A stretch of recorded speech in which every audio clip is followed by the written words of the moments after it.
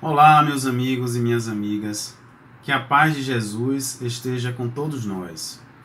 Estamos aqui mais uma vez a convite das nossas queridas amigas Neuza e Nádia, do Grupo Espírita Lar Francisco de Assis, o GELFA, e queremos também mandar um grande abraço a todos os trabalhadores, frequentadores desta casa, que nos acolhe com tanto amor e carinho. Que sejamos hoje inspirados pelo alto, pelos bons amigos, para tratar de um tema que foi proposto e que tem muito a ver com a nossa existência física enquanto espíritos imortais que somos e que buscamos sim um dia nos aproximar cada vez mais do nosso Criador. Está no capítulo 78 do livro Vinha de Luz, psicografado por Chico Xavier e ditado por Emmanuel, pelo Espírito Emmanuel. E o tema é Purifiquemo-nos. Quando se fala de purificação, lembramos imediatamente do Espírito que pisou aqui na Terra e que trazia em si essa qualidade, esse atributo. Jesus foi um enviado de Deus para toda a humanidade, para trazer uma mensagem de alento, de consolação, de alegria, de felicidade, de esperança, onde todos nós, recebendo naquele momento, procuramos a cada dia praticar e colocar em nossas vidas aquilo que ele nos ensinou. Mas é claro que não é tão simples quanto às vezes imaginamos e pensamos que somente ler ou ouvir falar de Jesus e de todos os seus exemplos já é suficiente para assimilar dentro de nós a tudo aquilo que ele veio nos mostrar, tudo aquilo, toda aquela proposta divina de renovação, de transformação e, claro, de iluminação e purificação. Jesus nos traz aquilo que há de melhor.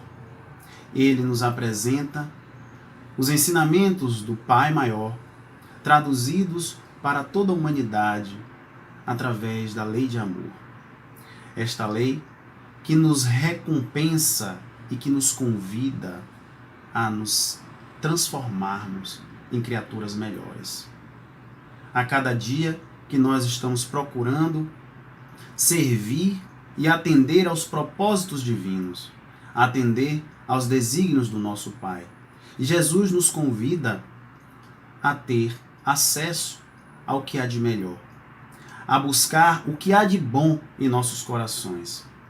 Mas imaginamos que aquelas pessoas que vieram antes dele, como os profetas e tantos outros, precursores do cristianismo, ou até mesmo aqueles que foram seus contemporâneos e que vieram depois, como grandes e fiéis servidores, missionários, tarefeiros do bem, foram espíritos que vieram com uma estrela própria e que, ao chegar ao planeta, passaram a se iluminar automaticamente.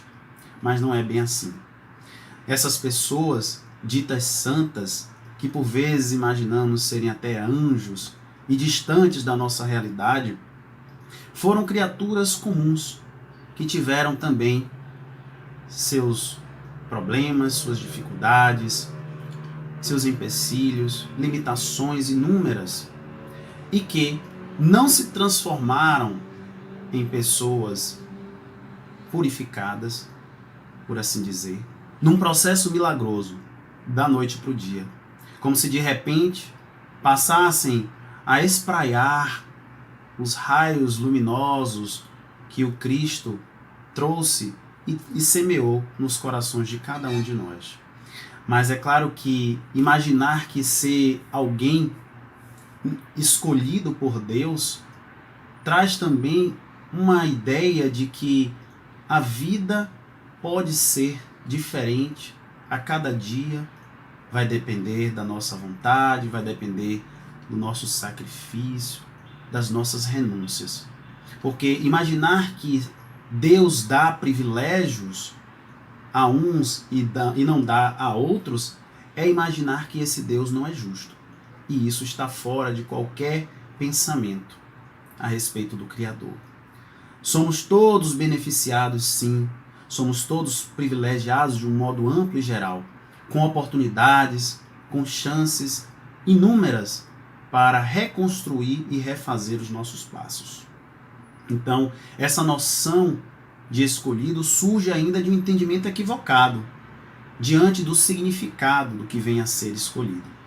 Porque nós perguntamos, será que Deus nos escolhe ou será que somos nós que escolhemos por Deus? Será que aqueles que receberam essas missões extraordinárias e fizeram coisas maravilhosas são criaturas que não se esforçaram por isso, que não tiveram ali, no seu íntimo, as suas lutas, as suas necessidades, no seu dia a dia, tiveram que enfrentar também os seus desafios para alcançar esse patamar, essa condição? Porque às vezes nos colocamos numa condição tão difícil, comparado a cada um deles. Nos sentimos pequeninos, indignos e até mesmo impuros para poder realizar qualquer obra, qualquer tarefa na seara divina, quando em verdade não deveria ser esse o nosso sentimento, mas sim um sentimento de gratidão ao Pai por tudo que Ele nos oferece, por cada instante, por cada oportunidade que nós recebemos para a realização do bem em favor de nós e de todas as pessoas que estão no nosso caminho. E é claro que Emmanuel, no início desse capítulo, ele traz um trecho da carta de Paulo a Timóteo, onde ele diz o seguinte, Paulo de Tarso, não é? Que também é um grande ícone e representante dessa purificação, como nós vamos ver a seguir. E ele diz assim, de sorte que, se alguém se purificar destas coisas, será vaso para a honra, santificado e idôneo para uso do Senhor e preparado para toda a obra. Nesse momento, Emmanuel nos traz a noção de vaso e das possibilidades que cada um desses vasos tem diante de si. Imaginemos aqui vaso como realmente um recipiente, como alguém que pode trazer dentro de si alguma substância, algum elemento, algo para, assim como um vaso de uma planta, carregar a vida, carregar a seiva divina e assim fazer dela frutificar, fazer com que ela se frutifique e se desenvolva onde quer que a gente esteja. Então, traz Emmanuel para cada um de nós essa noção de possibilidades inúmeras que existem em cada uma das criaturas. E aqui fazemos uma associação de vaso ao próprio Espírito. Enquanto espíritos reencarnados que estamos aqui, somos vasos que podemos representar a vontade divina ou não, a depender da nossa vontade, a depender do nosso desejo. Porque assim como Paulo, no livro Paulo e Estevão, foi apelidado por Jesus como vaso escolhido, pensamos o que teria sido desse vaso escolhido se ele não houvesse se transformado. Porque metade da sua vida foi dedicada a perseguições, maus tratos, a tudo que possa imaginar de terrível aos cristãos ele fez. E daquele momento, a partir do seu encontro com Jesus, ele passou a realizar a sua transformação e a sua purificação íntima. Passou a ser um exemplo de renovação e transformação. Passou a agir para o Cristo e com o Cristo. Se converteu em fiel e leal servidor dos ensinamentos do Mestre, do eterno benfeitor. E, consequentemente, passou a ser um vaso para levar água pura a todos aqueles que tinham sede e fome de amor e desse conhecimento espiritual. Então, naquele momento, Paulo se converte em um vaso divino, mas até então ele era um vaso como outro qualquer. E ele trava um verdadeiro combate dentro de si mesmo. É um combate interno, como ele vai apelidar de bom combate, para que ele pudesse realizar também essas mudanças íntimas. Então, quando pensamos na história de Paulo e de tantos outros que também cumpriram com a vontade divina, imaginamos que são seres que não tiveram dificuldades ou que passaram por todo esse processo de transformação de uma maneira tão suave e tranquila, mas não foi bem assim. Todos aqueles que desejavam se tornar discípulos do Cristo e que ainda desejam, terão sim que carregar a sua cruz, como assim disse Jesus. Aquele que quiser me seguir, carregue a sua cruz. Não vamos imaginar que para a realização dessa obra divina, para a purificação do vaso de barro que ainda somos, acontecerá sem as lutas, sem os desafios, sem essa ideia de que a pureza está para todos, sim, mas que Deus nos coloca onde a gente precisa estar, com quem a gente precisa conviver e no tempo e no momento que nós precisamos. Portanto, imaginar que essa ideia de pureza é só daqueles espíritos que já alcançaram o êxito, as graças e as luzes é equivocar-se diante dos desígnios do nosso Pai. Imaginar que Deus só coloca nos ombros daqueles que são mais fortes essas missões e que poderiam somente eles suportar, estamos nos enganando, porque todos nós teremos sim, em algum momento, oportunidades de realizar também essa tarefa. Todos nós teremos essa condição. E claro, ajudando aqueles que estiverem ao nosso entorno, buscando também nos adaptar aonde quer que estejamos. Porque Deus nos coloca onde a gente precisa. Deus nos coloca onde a nossa necessidade exige. Existe uma frase que diz assim: aprenda a florescer onde Deus te plantou. Portanto, purificar-se nesse mundo é aprender a florescer onde Deus nos plantou. A maioria das criaturas ainda não deseja florescer em meio às pedras, em meio aos obstáculos. Quando imaginamos que o terreno está acidentado, não queremos sequer passar por ele, não é? E é claro que essa também é a necessidade do Espírito. Nós não imaginamos o que Deus reserva e guarda para cada um de nós.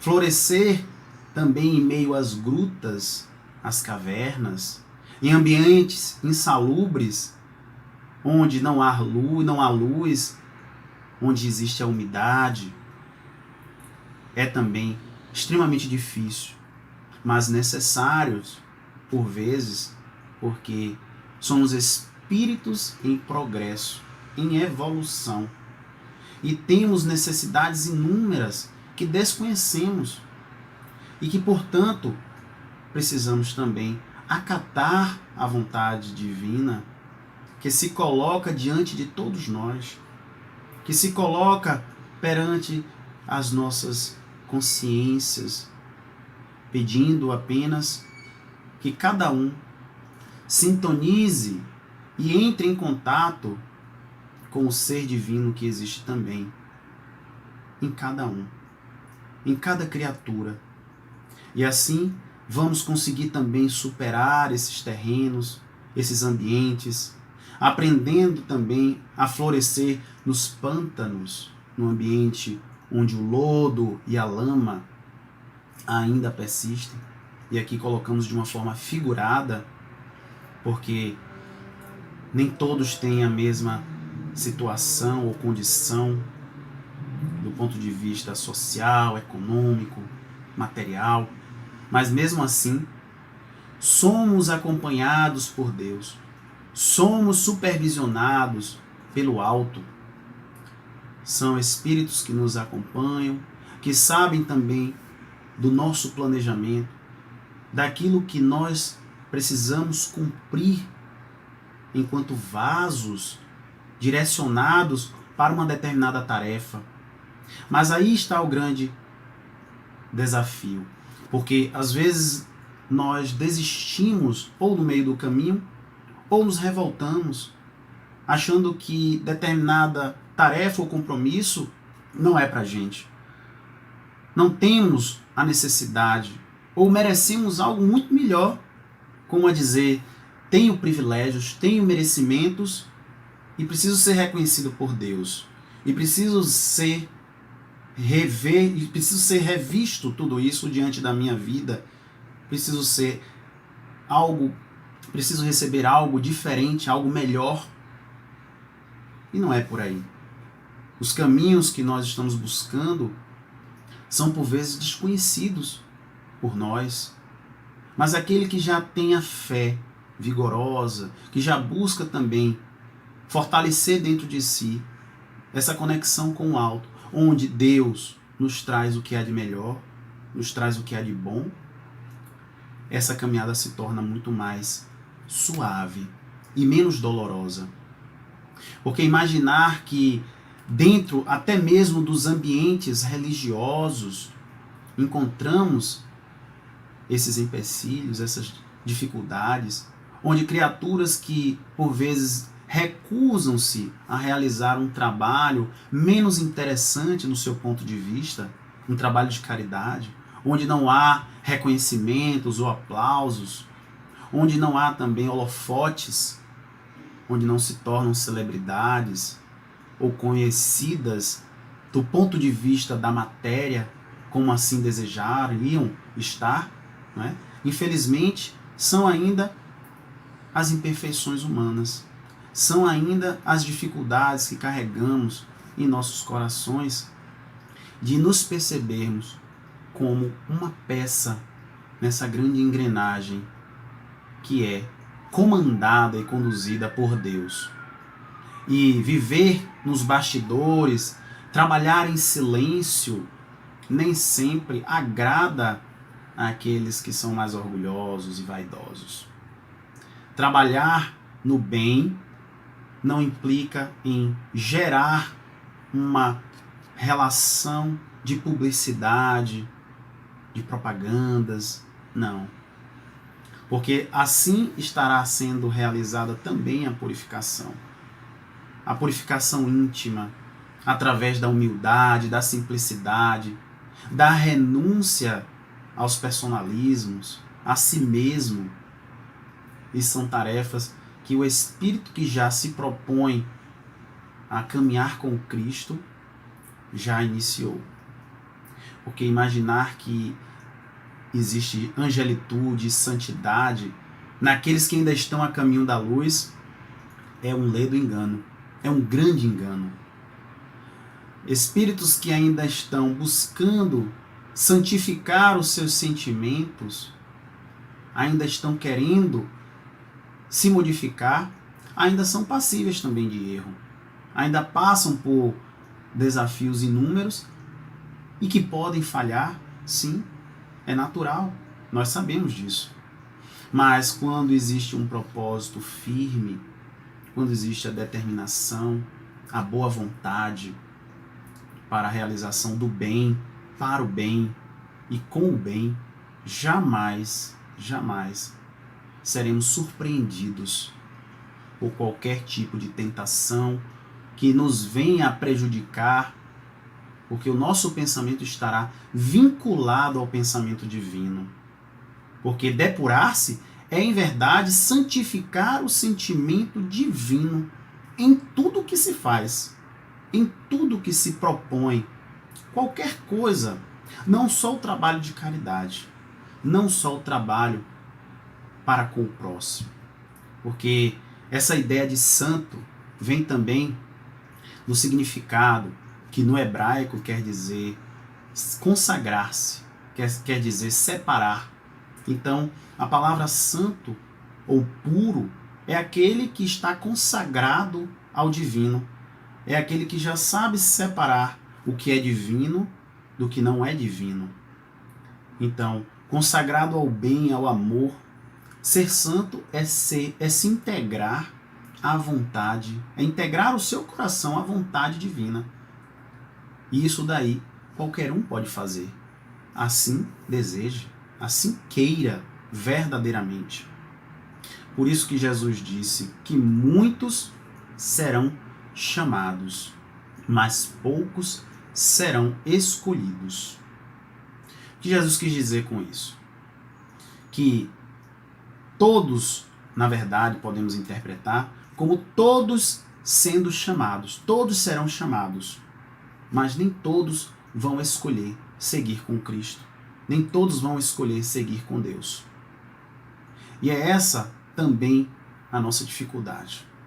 Porque nem todos querem seguir um roteiro divino, um roteiro de renúncias, de abdicações, um roteiro de sacrifício, um roteiro onde há necessidade também da paciência, da resignação, de saber que aguardar pela vontade do nosso Pai é também trabalhar no bem, é também trabalhar no Cristo.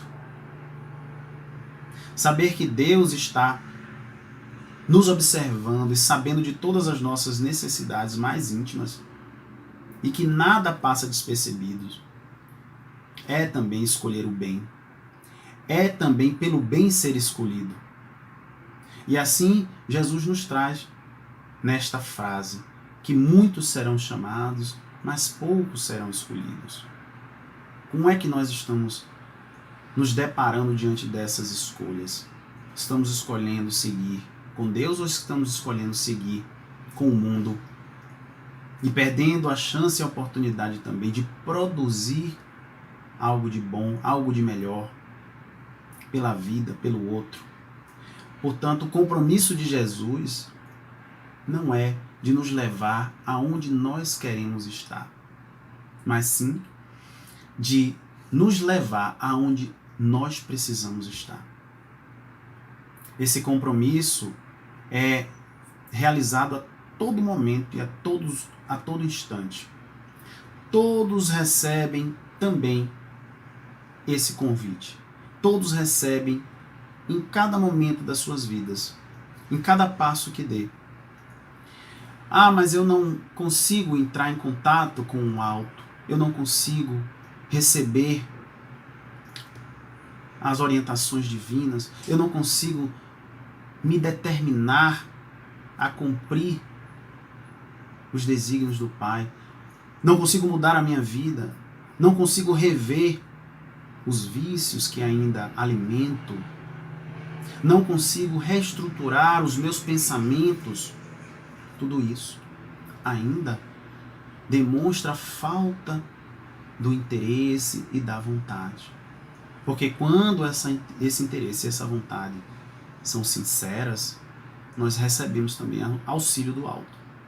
Mas quando ainda titubeamos, quando ainda vacilamos entre essas escolhas, porque a todo momento somos levados a realizar escolhas. Quais são as escolhas que nós estamos fazendo para as nossas vidas? São as escolhas em favor da vida ou em favor da morte? Porque aquele que ainda vive no corpo físico, vivendo acordado do ponto de vista físico, mas adormecido do ponto de vista espiritual, como vai dizer Emmanuel no texto, esse está morto. Esse ainda não consegue perceber ou despertar para tudo que está acontecendo. Mas aqueles que já conseguiram realizar esse despertamento, esse acordar sobre as suas potencialidades, sobre as suas necessidades, já têm sim condições de perceber o convite do Cristo e de perceber o seu compromisso também diante da vida. Porque autoiluminar-se, ascender espiritualmente, buscar também essa purificação, é realizar o autoconhecimento, é realizar o autoencontro, é conhecer, é mergulhar dentro de si mesmo, para que a gente possa afastar as sombras, para que possa afastar também todas as dificuldades ainda emocionais, psicológicas, aquilo tudo que nós já trouxemos de outras reencarnações, para dar espaço para ser preenchido por Deus, por Jesus, para ser preenchido pela seiva divina, que nos renova a todo instante, que nos dá esperança, que nos dá a oportunidade de reconstruir o nosso presente. Vai nos dizer Chico, né? Nem sempre podemos voltar, dificilmente podemos voltar ao nosso passado para fazer um novo começo, mas podemos, a partir de hoje, fazer um novo começo com vistas ao futuro, buscando realinhar a nossa vontade, a vontade divina, a vontade do nosso Pai, do Criador. Existe uma história que é contada no livro Jesus no Lar, no capítulo 3, quando se tratam de informações do Mestre, ilustrações do Mestre. E Ney Lúcio, o Espírito, é quem dita através de Chico Xavier, quando ele vai dizer que Sara, a esposa de Benjamim, ela começa a conversar com Jesus e dizer que naquele momento, quando Jesus falava do Evangelho, falava do reino dos céus, ela o aborda e questiona para ele que ainda é muito difícil para ela compreender e entender o sentido de reino dos céus, do reino dos céus. De como ela ainda precisa melhorar muito para começar a dar os primeiros passos. Mas o que ela deveria fazer? E Jesus coloca-se para ela dizendo: Sara, o que é que você faz? Qual é a atividade principal da sua casa? Qual é a atividade de subsistência que vocês se dedicam? Tanto ela quanto o marido. E ela vai dizer que é a coleta de leite, não é? Das cabras, a criação de cabras. Então Jesus disse: como você faz para conservar o leite depois de ordenhar as cabras? E ela vai dizer: o único cuidado que nós temos é o de limpar bem a ânfora. E a ânfora aqui é um significado de um recipiente de cerâmica, portanto um vaso, para que o leite não fique amargo ou ele possa ficar azedo depois de algum tempo. Então Jesus vai dizer: pois bem, Sara, assim acontece com a revelação celeste. O leite divino jorra do alto para toda a humanidade, para todas as criaturas. Mas nem todos têm o cuidado de limpar o vaso interior. Portanto, onde será guardado esse leite? Portanto, ele diz: por isso, quando as bênçãos divinas entram em contato com esse recipiente, ainda cheio de sujidades, de impurezas, ele acaba se contaminando e se tornando o quê? Fel, vinagre, impróprio para o uso, para ser consumido. Consequentemente, esta seiva divina, ela perde as suas propriedades celestiais, por assim dizer. E é isso que nos acontece na maior parte das vezes. Aqueles que se propõem também ao trabalho com Cristo, que desejam servir, por vezes esquecem de limpar o seu próprio vaso interior. E ao receber as bênçãos do alto, que se derramam em abundância sobre toda a criatura, sobre todas as criaturas, sobre toda a humanidade, acabam por se misturar em meio às sujidades, às impurezas, às imperfeições que ainda permanecem em nosso interior. E como trabalhar isso? Senão pela capacidade que temos de buscar também a Deus através da prece, da oração, da meditação, dessa busca também pela renovação dos nossos atos, pela reconstrução dos nossos pensamentos. O que é que hoje eu estou buscando? Porque a moral dessa história contada por Neio Lúcio é de que o primeiro passo para servir aos propósitos divinos é de fazer o processo de purificação interior, de renovação de atitudes, de condutas, de comportamentos. E isso só acontece através também desse esforço particular, pessoal, íntimo. Porque não vamos aqui imaginar que por mais que saibamos, já tenhamos acesso ao conhecimento do Cristo, já estamos purificados. Já temos condições de nos tornar trabalhadores fiéis e leais, puros, por assim dizer, no sentido amplo da palavra. Porque essa pureza ela também vai sendo adquirida ao longo da nossa existência. Estamos aqui a cada dia vivendo experiências que nos trazem esse aperfeiçoamento moral, intelectual, que nos trazem também a condição de servidores do Cristo no sentido próprio da palavra, mas servidores que não se preocupam com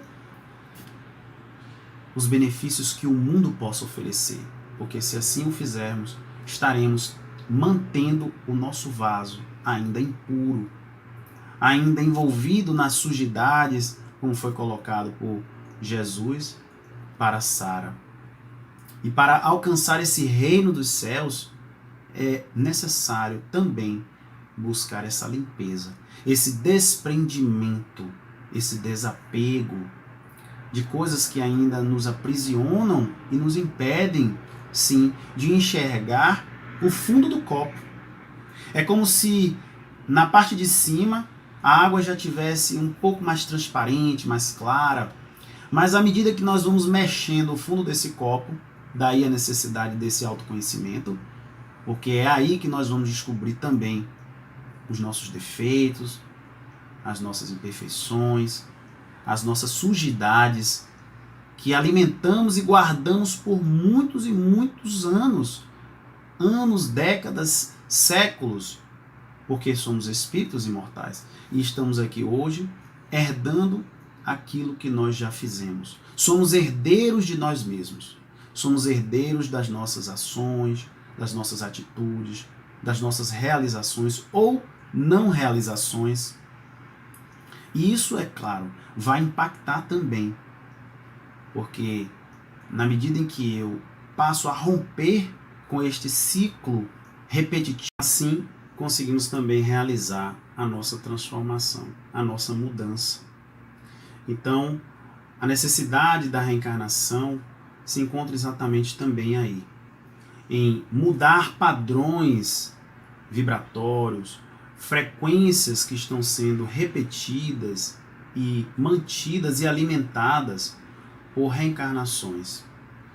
Então a necessidade da purificação íntima passa também por aí, para que à medida que vamos limpando o vaso que estava cheio de lodo, sujo, cheio de sujidades, e passa a ter uma limpeza, e ter uma configuração de transparência, de limpeza, assim teremos também condições de avançar nessa escala evolutiva, nos melhorando e avançando a cada dia mais.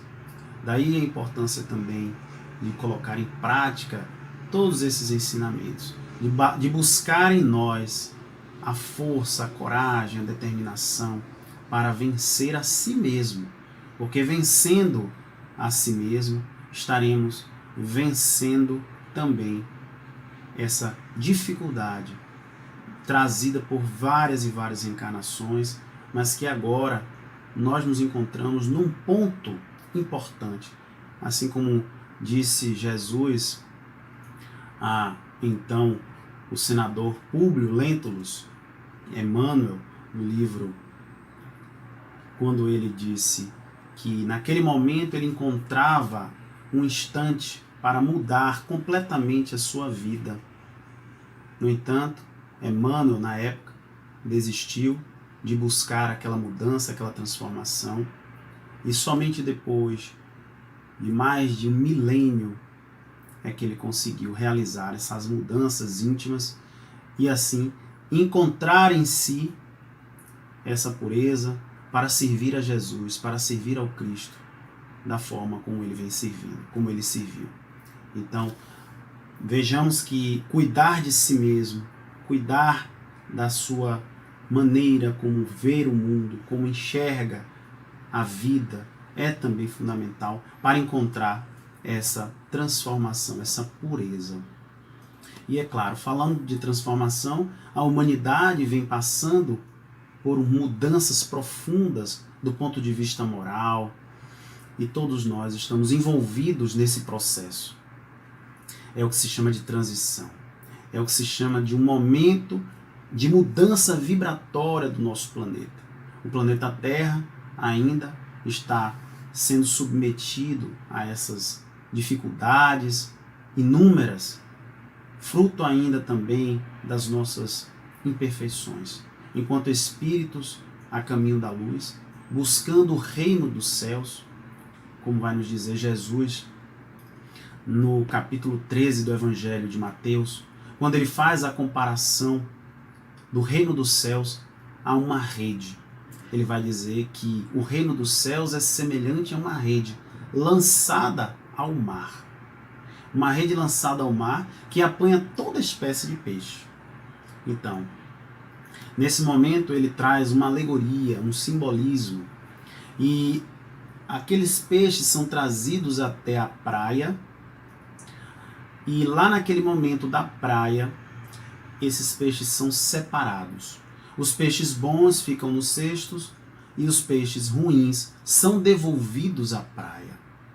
Ora, aqui é uma alusão também à transformação que a humanidade vem passando e as necessidades que cada um tem também para aderir a essas transformações.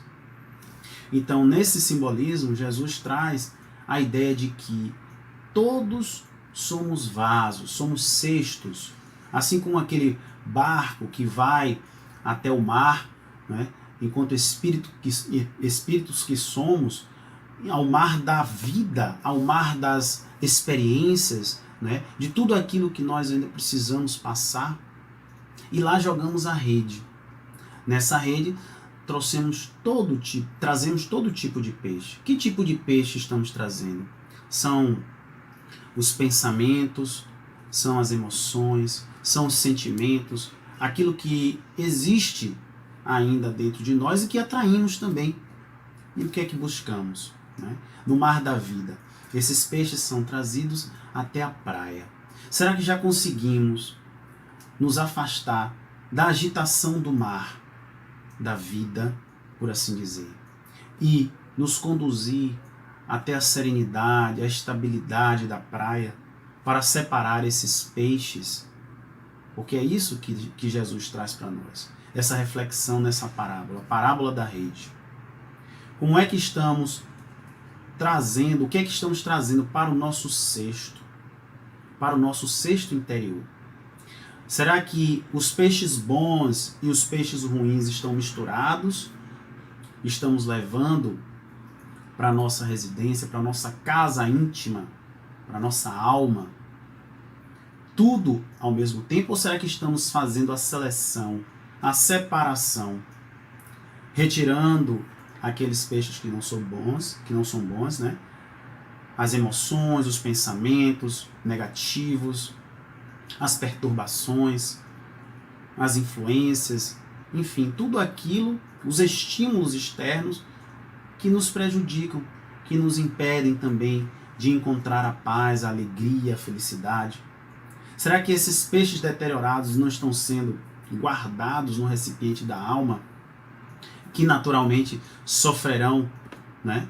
Aqueles que guardam sofrerão também as consequências, porque guardar alimento estragado, guardar alimento deteriorado dentro da sua geladeira, do seu fogão, da sua casa, vai começar a lhe prejudicar, a nos prejudicar.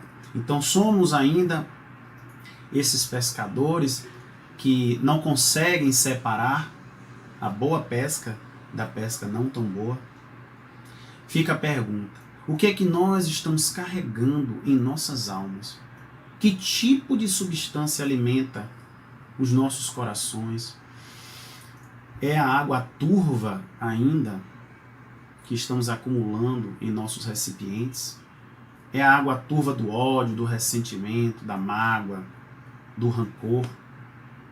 Ou será que já conseguimos substituí-la pela água boa, a água pura, que é capaz também de banhar a todos que estejam próximos de nós, a banhar as nossas mais íntimas aspirações, a banhar com a esperança, com a expectativa de que dias melhores virão, de que não importa os desafios, que não importam os desafios, que não importam as pescarias que estaremos realizando, nós saberemos sim separar a boa pesca da pesca que não faz bem. E assim, levando adiante essa ideia de transformação, de modificação interna, de purificação íntima, que é dado a todos os espíritos aqui neste planeta realizar. Essa transformação proposta também por Jesus. Essa transformação onde a rede representa também a maneira como nós enxergamos a vida, como a vida se apresenta e da maneira como recebemos aquilo que ela nos oferece.